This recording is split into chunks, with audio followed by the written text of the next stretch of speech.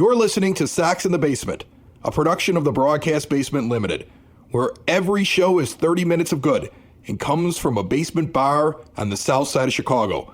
Pull up a stool, pour a cold one, and join us right now for Sox in the Basement. Heard everywhere podcasts can be found, and always at soxinthebasement.com. I love that as I'm hitting the button to start the show, it pops up that you're offering me a fantasy baseball trade. Is that where your mentality is today? What else are we going to talk about? Garrett Crochet doesn't want to pitch for the rest of the year? Well, we should probably talk about realistic trades and those that probably won't happen now, because this Garrett Crochet situation is so interesting to me. Think about this. We have a pitcher who now, according to all reports, his representation contacts all the teams in Major League Baseball and says, if you make a deal with the White Sox for our guy, he's not pitching in October, which is the whole reason they would want to make a deal for him, because they want to contend and they want to win and so if you want him in October, he feels so worrisome about his own health and his own arm, which has been used more this year than all the other times that he's been in Major League Baseball combined. Like he is well over the innings that you would have expected. And if you want him for the second half and you pay the premium the White Sox are asking and you want to pitch him in the postseason, he believes he'll likely break down, get injured, possibly have a dead arm next year, possibly have an injury where you're going to be paying him to sit on the bench all of next year. He'll probably have to go get Tommy John. Who knows? But he's fallen apart. So you're going to have to sign him to a ton of money. And by the way, he already turned down the White Sox when they tried to extend him, according to reports just a couple of months ago. I mean, it pretty much is a no-trade clause. It's pretty much Garrett Crochet saying, I'm not leaving. I'm going to stay right here. Well, and more so than that, it's Garrett Crochet being really honest. I mean, you want to talk about the innings issue, okay? Let's talk about the fact that in college is when he had his innings total at the highest peak, and that was 2019 when he pitched 65 innings. 65 innings. He's at 111 and a third right now. Yeah. He hasn't pitched, I mean, that's just not a whole lot. 54 innings in the majors in 2021, and then he was hurt, and then he had the Tommy John. So that is a guy who, by all means, I mean, I don't fault him for a second for sitting there saying, my arm feels like Jell-O. I'm sure it does. I'm positive that man's body is just feeling every bit of it, because this is almost twice the amount of innings he has ever pitched in his life. I mean, maybe if you go back to high school, he was one of those kids that took a few extra innings, or somebody took some liberties with him because he had the arm. But I mean, this is a guy who, honestly, if I were the White Sox, I wouldn't be worried about trying to trade him to a contender at this point. I mean, I think that's a nice thing to do, to dangle it and sit there and see, can you hook somebody in who's going to give you way more than they should at this juncture for this guy. But really, it's kind of what we talked about with Chris Getz asking for the whole house and the whole farm and major league ready talent and all that stuff. And really, putting parameters on this that teams are going to have a hard time filling. Even the Dodgers, who could sign Crochet to an extension, but are going to have a hard time filling. This is a guy that if I'm the White Sox and I'm keeping him, not only am I not trading him, but I'm probably shutting him down for the most part in the second half and letting the guy rest and recuperate. I'm coming up with some sort of a phantom injury or something and trying to get this guy's arm, healed, for lack of a better term. There's a more interesting thing that they can do, and we may be talking about it when we're sitting around doing the live 108 Sox in the Basement appearance starting at 5 p.m. on August 9th at Cork and Kerry at the park at 33rd in Princeton. Get out there. It's free to come in and hang out with us. Enjoy the award-winning burgers, the ballpark favorites, the amazing menu before Cubs Sox, that incredible bar, the indoor-outdoor seating. Bring the kids. Should be an absolute blast. And again, August 9th, and see everything that Cork and Kerry is doing at corkandkerry.com. We may be talking there about the fallout over not only who they acquired and who they couldn't move, but what if Garrett Crochet isn't even on the team that weekend, not because he was traded, but because the White Sox do something a little sneaky. I saw James Fox put it out. I had to go look it up myself. Garrett Crochet coming into this season, according to Fangraphs, when they listed his MLB service time, 3.028 years of MLB service time. And the White Sox could actually option him now back to AAA and say, you know what? You don't think you can pitch in October? You're that concerned? You killed your trade value? You ticked us off? Well, if you're that concerned, we'll option you down to AAA where you can have a lighter schedule and we can monitor you better in low-pressure situations against non-major league hitting, and you can kind of rest up, and we'll bring you back in a month. And if they did that, he's going to fall short of getting a complete year of MLB service time. He'll be below 4 years at the end of the year, and they will essentially add another year to Garrett Crochet, re-increasing his value and controlling him for an extra season at this very low price that you have him at. Like, they could do it. The union would lose their minds, right? Wouldn't they ever? Oh, yeah. I mean, but you already have a terrible reputation. The White Sox as a team, terrible reputation. We've seen all these polls. Players don't like them. Everybody kind of thinks they're a laughingstock. Like, you're already a terrible reputation. A team like the Rays would do it. They were the team that always took every advantage of all the rules to penny pinch all of their young pitchers and hold on to as much control as possible. There's a few teams that might consider doing it after the move that CAA and Garrett Crochet pulled. I'm curious if the White Sox would even consider it up in the front office today. Because it's interesting if he doesn't get moved and they really, really felt like he cut out their legs from underneath them. Would they then say, hey, if you're so concerned about your arm, let's slow you down a little bit down there in Charlotte, or maybe even send you to Birmingham just to kind of get some rest, and we'll see you in a month or so. And instantly you change everything about how long he's actually controlled by the team. That's the kind of gamesmanship that if I'm the White Sox, I am seriously thinking about doing, knowing that the union is going to be annoyed by that. But I doubt they're going to open up that can of worms more so than what they would do is just completely shut him down and just say he's just not pitching for the rest of the year. And, you know, if they do send him down, it would be with the idea that it's like, okay, we're going to put him on the IL with some sort of a phantom soreness.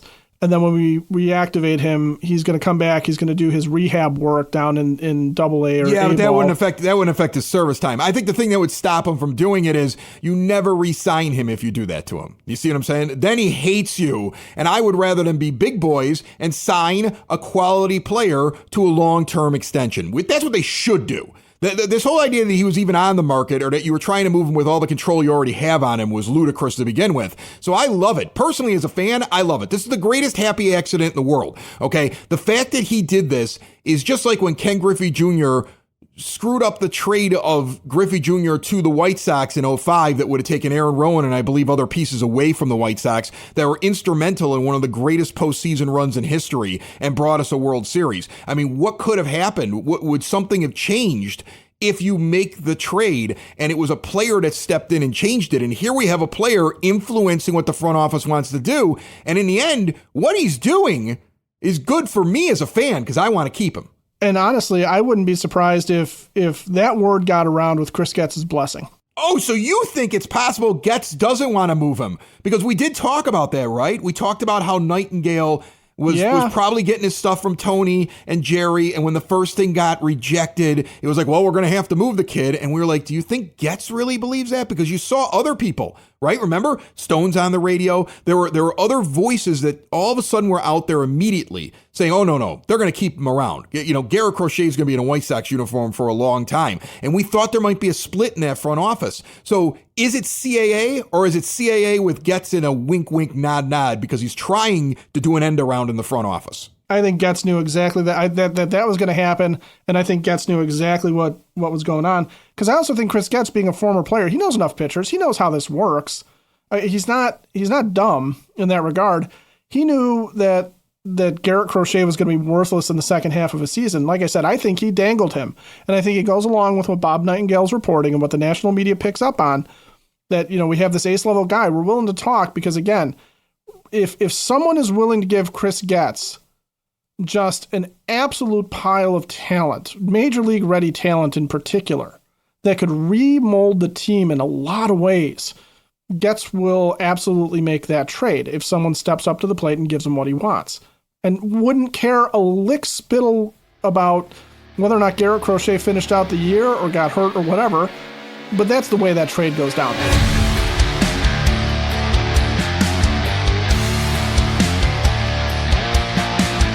Sox in the Basement listeners, for exterior windows, doors, patio doors, storm doors, look no further than Window and Door Superstore of Oak Forest. You go into their showroom. They're not going to come in and trudge mud into your house, pet your dog, and put their feet up on the table. Some dingy little display window. No, you go into their place and you see everything in full living color. No pictures in a magazine, an owner on site to answer all of your questions, just like there'll be an owner on site during the install. They use all their own installers and don't farm out the work. They've been doing it that way for 40 years in Oak Forest since 1985. All major brands are custom made, no stock items. That way you get a perfect fit. Window and Door Superstore of Oak Forest is a half block east of 159th and Ridgeland at 6280 159th Street. See more at windowdooroakforest.com. Join us on the phone line right now. First-time guest on the show. I'm excited to have her on from Baseball Isn't Boring and Pitch and Moan, that podcast with Johnny Gomes. Courtney Finnicum is on the line. How are you, Courtney? How are you guys doing? Great. I'm glad you're on because I feel like a lot of things you put on your social media and even say on the podcast that you're doing.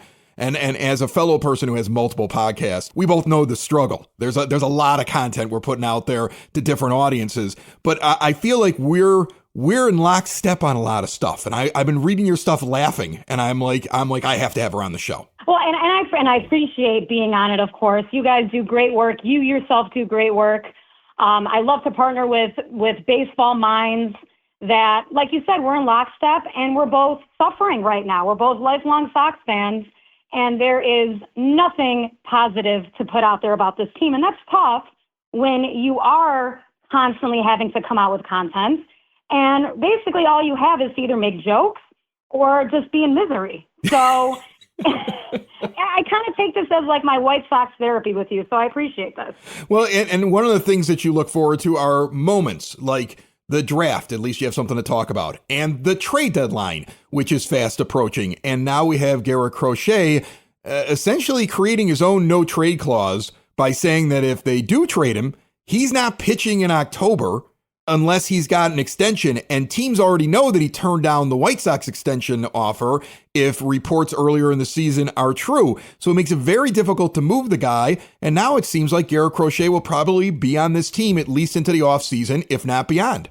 And in all honesty, when I read that yesterday, part of me was like, wait a minute, maybe this actually accidentally is a good thing for the Sox because, you know, this is a seller's market right now. I think we're actually finally officially seeing that. You know, certainly with the Marlins trade yesterday and the Mariners trade yesterday, you know, there's prospects to be had. And I almost feel like we maybe accidentally lucked out with keeping Crochet at least through this next off season and maybe until his contract is up. And maybe we can actually have a fantasy of building a decent pitching staff around him and actually having something to watch for the next few years. What a concept. So I'm a little more optimistic now that we might actually keep Crochet at least through this next year, through this rest of the year.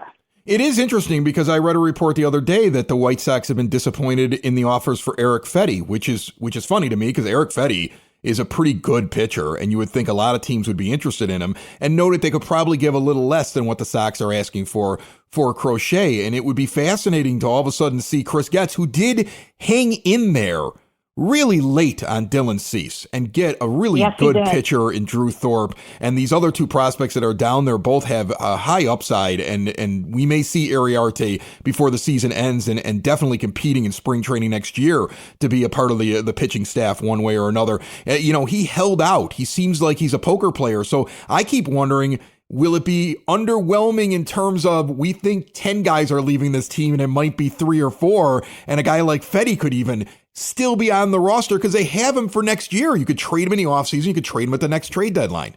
And that's actually a very good point, is that we're all expecting that, like you just said, is complete, you know, doors open, you know, everyone must go clearance sale going on. But that might not be the case. And again, I pause because I'm like, well, maybe this is a good thing. But I look at an Eric Fetty, and I do think that the White Sox need to make something happen with him because, you know, Garrett Crochet, in my mind, is a part of the future. yes, Eric Fetty, could be on the staff next year, but he's still, at the end of the day, not a part of the future. And he's a guy, that I think is pitching extremely well this year, clearly, which is exciting. He's beyond anything I pictured he would be this year. But to me, this is a chance where you got to pull the trigger on a guy that has not historically had these strong numbers in the past. And I feel like the iron's hot with Eric Fetty, and they do have to find a trade partner for him. But I agree with you. I feel like this market is a little strange when it comes to the Sox, because I feel like a guy like a Luis Robert, he's overvalued in a lot of ways, I guess, amongst us in Chicago, where a lot of teams look at him and say, well, he's an injury-prone guy. He's really had one full healthy season. He can be strange at times in the field. Like, I feel like maybe some of these guys that we think could be moved, we just overvalue. So I think that's a part of it as well. And that's something you're able to kind of pick up on, I think, because of both the podcasts that you're on. Baseball Isn't Boring and Pitch and Moan are also looking at a lot of things nationally, and you're coming across the opinions of people that are outside of the market and what they think of the White Sox looking in. So I'm curious, not only what you think, but also what you're hearing from those that are maybe looking in. I'm sure at some point you've had a conversation with Johnny Gomes, that's a former MLB player, and you talk to all these people that are outside of the market. You see Chris Getz, a guy that was an unlikely general manager. Most teams wouldn't have taken a guy like him and just promoted internally like Jerry Reinsdorf did. But you've seen Brian Bannister brought in. You've seen a new direction with their pitching. You've seen kind of a switch in philosophy as what kind of hitters they targeted in the draft. You see positives, but then you see Pedro Grifol still sitting there as the manager and a lot of warts on this team. And you're like, when is this going to get addressed? So what is your outlook, or what is the outlook that you're seeing other people, or what are they telling you when you're talking to them about the White Sox from the outside looking in? Is this a team that has any hope, or is it just a big joke? It's a great question, because I remember last year I actually interviewed Pedro Grifol right after he was hired. So he was on with me. Baseball Isn't Boring. It was literally just him and I. And I remember asking him a lot of poignant questions, about the lack of leadership in the clubhouse and, the fundamental concerns that I have about a team that basically can't do basic defensive plays, bad running the bases, injuries. I asked him all of our concerns about this team, and I look back on it now, and really what it was him just giving me a lot of buzzwords, telling me kind of what he thought I wanted to hear and what the fan base wanted to hear. Because of what he claimed he was going to implement in this clubhouse and on this team has been an absolute zero. He has not implemented one thing whatsoever. So part of that, I believe he didn't realize what kind of team this actually was. And I do think, and I've made this argument several times on social media and on podcasts, I feel like the Sox in general don't have a team of baseball players. And when I say baseball players, I mean fundamentally sound guys that do the little things right. I thought Andrew Vaughn would be that guy, and he hasn't been. So I feel like that's a part of it as well, that this just isn't a team that can rise to that occasion that Pedro thought he could bring out of them. But that is a guy that is completely in over his head. The veterans don't respect him. But as far as the organization is concerned, I remember doing a podcast with former big leaguer Jared Saltalamacchia. And when I mentioned that I was born and raised a Sox fan, his first response was, "I'm sorry to hear that."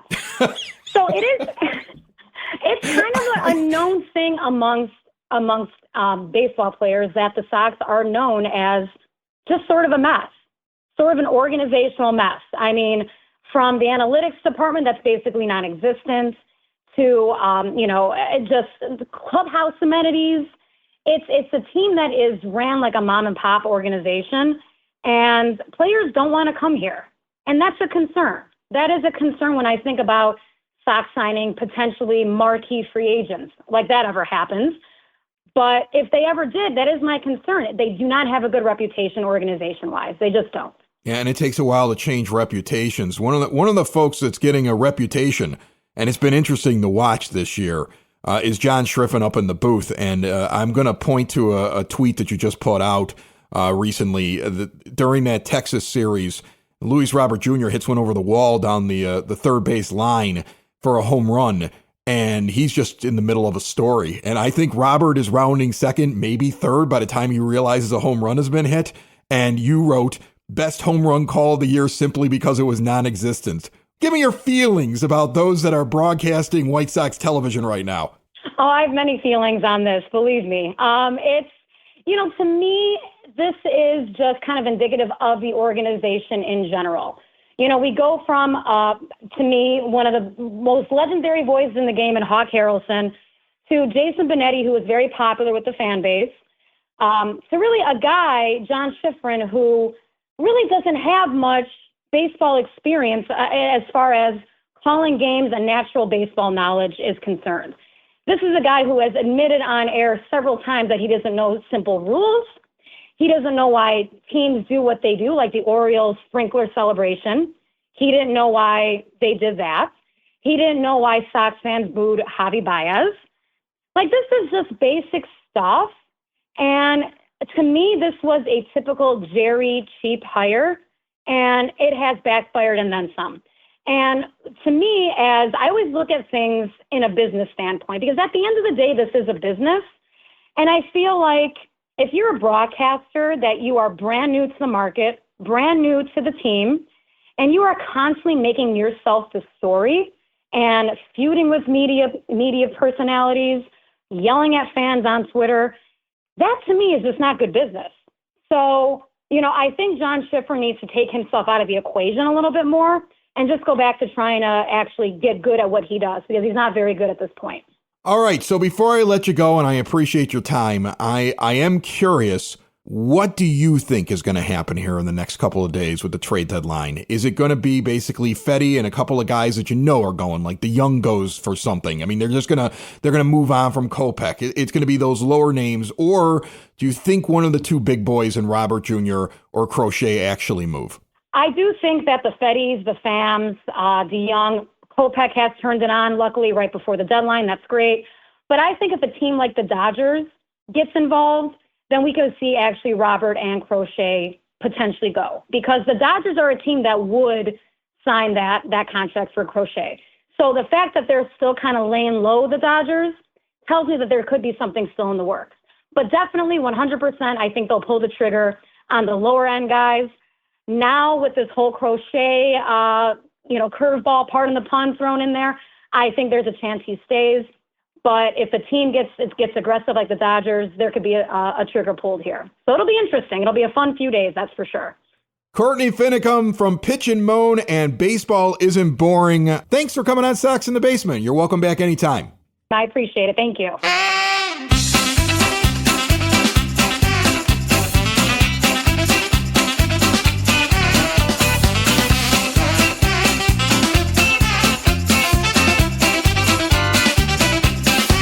On the phone line with me right now, the Sox Nerd, Dave Marin. He puts up all those interesting tidbits and trivia notes on the scoreboard at The Rate, and he joins us each and every week here on Sox in the Basement, brought to you proudly by the Village of Lamont. Want to experience a downtown with real history, great eats and drinks, and green spaces filled with adventure?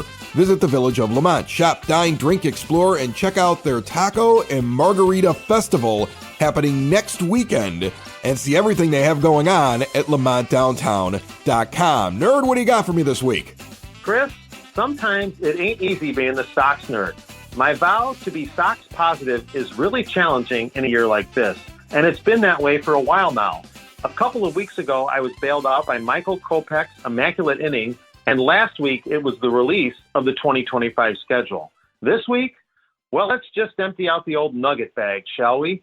Luis Robert Jr. has hit 12 homers this season, giving him double-figure dingers in each of his first 5 Major League campaigns. He is one of just 6 Sox players to do that, joining Baines, Abreu, Carlos Lee, Manny Minoso, and Jimenez on the list. Speaking of Robert, he has quietly become the White Sox all-time home run leader among center fielders.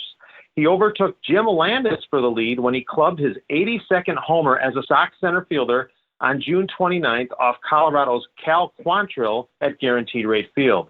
In case you were wondering, Chet Lemon at 71, Aaron Rowand at 51, and Larry Doby at 38 round out the top 5 of the Sox most prolific home run hitting center fielders. By the way, each of Robert's last 7 home runs have come on the first, second, or third pitch of his at-bat.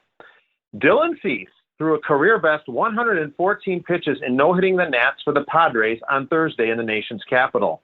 That total exceeded the 113 he threw at Wrigley Field for the Padres on May 8th and the 113 he tossed for the Sox in a 6-inning no decision at Baltimore on April 16th, 2023. Cease's best outing for the Sox was a 1-hit shutout of the Twins on September 3rd, 2022 at Guaranteed Rate Field when he came within just 1 out of a no-no. In that game, Cease threw just 103 pitches.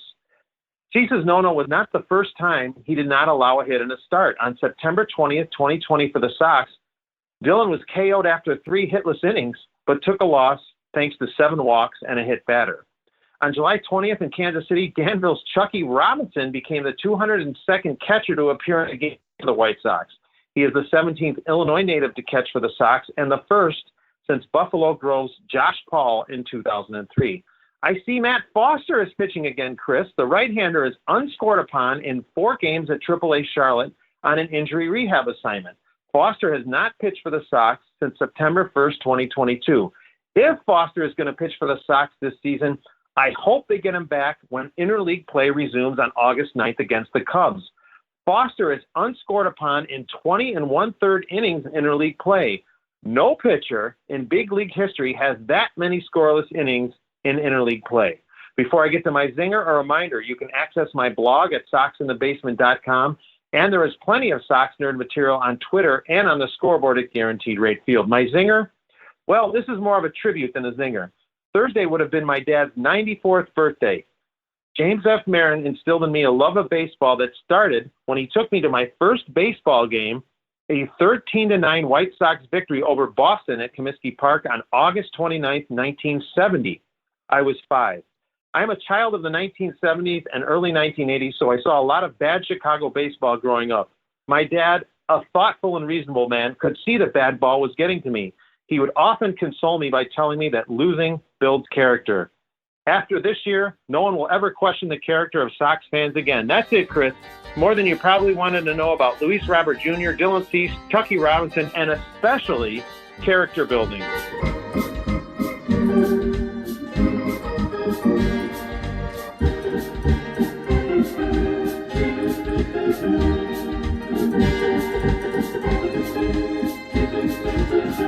So besides Fedde, who do you think realistically gets traded? Because I think the market for a Gavin Sheets and an Andrew Vaughn has kicked up. One of them's going. I mean, Courtney mentioned all the ones that are at the end of that, she mentioned a couple of people that are like, we all know that DeYoung is going. We all know that Pham's going to end up going somewhere. We're all expecting Kopech to go somewhere. I still am high on the idea that they recognize the same thing we recognize, is that you can't keep Sheets and Vaughn on the same team and move forward.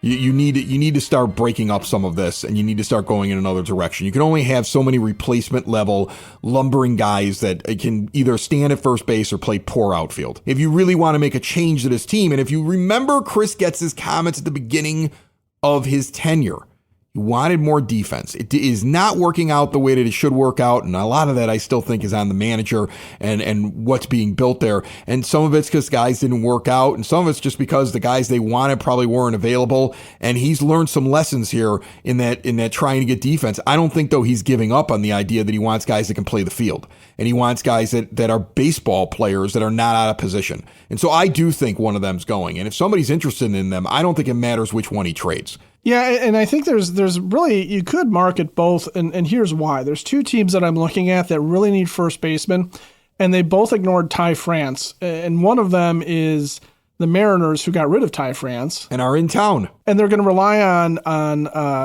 Tyler Locklear, who's a rookie right-handed bat. But I could see them sitting there saying, Gavin Sheets would come in handy as a guy who can play a little outfield, can also be a handcuff for a rookie, because the Mariners are still in contention very much so. Right, a left-handed bat with some pop, right? Not a lot of it, but got a little bit of pop, and you package him with Kopech because they're looking for relief pitching. Yeah. And suddenly it's a 2-player swap for what the White Sox really want. Like, it could be something along the lines of the White Sox want something. The Mariners are like, well, we're not getting enough with this one player. Hey, you really do need something like a Gavin Sheets, and then boom, a deal gets done because the Sox are able to sweeten the pot. Like, I think that you could see packages. You're not going to see all these guys traded individually for a prospect return. No, and the same thing goes with the New York Yankees, who right now are trotting out J.D. Davis, who's hitting all of 105 for them, and Ben Rice, who started out pretty good but is down to 196. Yeah. And that's a team that I could sit there seeing them put together a package that they would want Andrew Vaughn, and they would want to try and put Andrew Vaughn into that lineup for a couple of years, because they don't need him to be a star in that lineup. They have stars in that lineup. They need a glue guy, and a guy like Andrew Vaughn, who when he's at his best, let's face it, hits towards right field. That plays well in Yankee Stadium, the way, having a left-handed bat would play there. So,